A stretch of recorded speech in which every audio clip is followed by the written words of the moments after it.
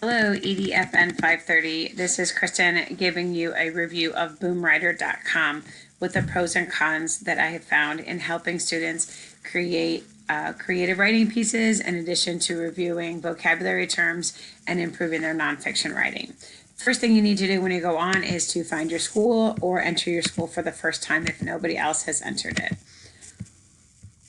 From there, you can join as a teacher. Now, a few hours ago, I put my name and information in and they sent me an email, but yet I'm not logged on yet as a new teacher. So I would definitely plan a day or two ahead because there is a bit of a delay when you can get in as a teacher to start enrolling your students.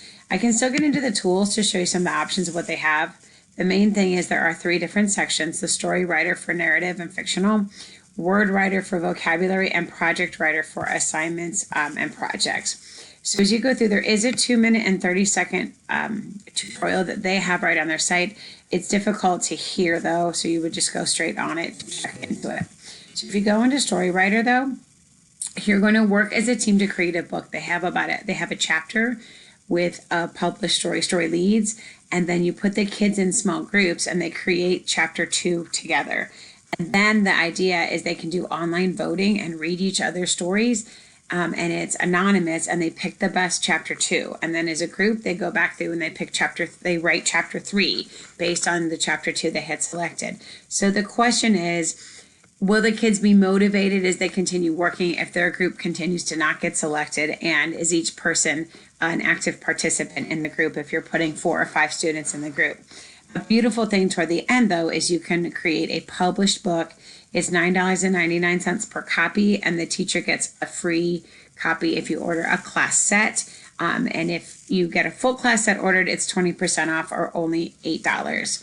Storywriter in Boomwriter in general is free. However, you can upgrade for $4.99 a month should you choose to do that.